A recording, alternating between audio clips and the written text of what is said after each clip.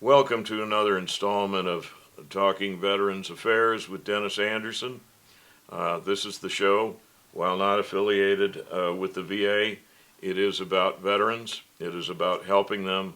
It's about their friends and families getting a little bit better understanding of what is the veteran's experience. So my guest again is Mr. Michael Bertell. He was a combat infantry veteran of the Vietnam War, and he was with the 101st Airborne Division. Anybody who knows the history of the 101st Airborne knows it's a storied unit all the way back to World War II. But during Vietnam, the only easy day was yesterday. And I'd like to ask you, Michael, how was it that you came to be in the United States Army? What happened? Well, thank you, Dennis. Glad to be back. I had graduated from high school. I heard a little bit about Vietnam, and war. No, I did. Never. Far away. Yeah, oh, yeah. Then I graduated, and a few of my friends thought, they had plans of what to do, to either go into the service or not. Me, I just kind of floated. I thought, well, I'll go to junior college, and that'll keep me out of the draft. So I got into junior college. I was there for a year. Then I had to talk my way back in with the dean because I had bad grades. I understand you had a car you liked and a girl you liked. Oh, gosh. I had a tricked out 57 Chevy lowered to the ground. I had a cutest girlfriend and sharpest girlfriend you'd ever imagine. I had a job, and life was just grand. I mean, what else? And then you got the mail. Then my notice came, and everything changed. I was in 1969. I got my draft notice, and within a month or so, I was in training at Fort Ord, California. I heard you got the trifecta. You got your draft notice, you pulled infantry, Right, and then you got sent to Vietnam. right. And what happened when you got to country? I got in country in 1970. It was the 25th Infantry, and just starting the monsoon down in Cu Chi, and a place that you didn't want to be. I didn't realize how big Cu Chi was, but around the perimeter, some of the areas that we had our hooches, that where we stayed, there were tunnels, and which now they use for tourist attractions. I heard about that. But the Cu Chi tunnels were all around. We had no idea. We were out there just having a cigarette, And they were deadly. and they were out there.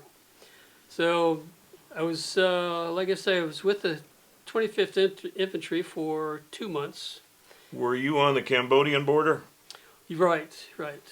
Were you in Cambodia? I just didn't make it there. When I landed in their unit, the guys had just come back out of Cambodia, and they were saying, yeah, we walked into one camp with a high canopy, and there was still food cooking on the rocks and stuff, and we knew we were in bad company.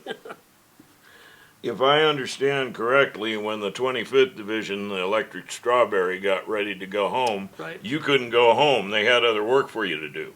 Right. So things got better from there. I was reassigned to the 101st Airborne. I went from Cu Chi in the south all the way up north into the Central Highlands with the 101st Airborne, and the monsoon followed. So being with the 101st Airborne was something to be proud of. Okay. That didn't bother me.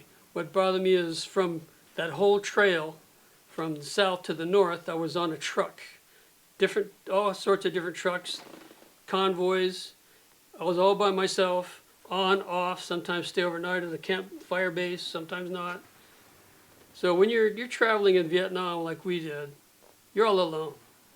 So you Yes, gotta sir. suck it up and just go for it. And that was the difference. I know you got friends in the 101st from World War II, Yeah, but the difference was they all went over as a unit, right. but a draft infantryman went over alone and came home?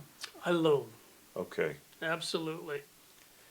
And that turned out to be, among a whole series of difficulties, one of the actual accompaniments of trauma in the Vietnam War experience. Is that accurate?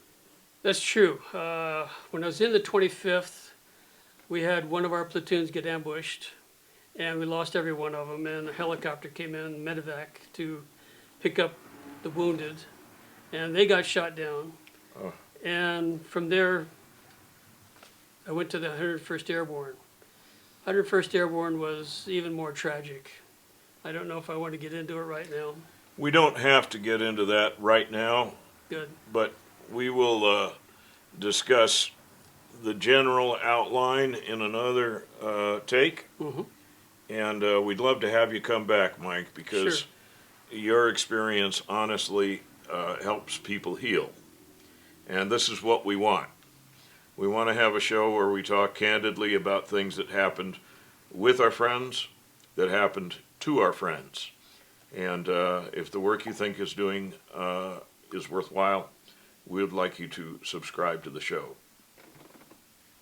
Thank you, Dennis.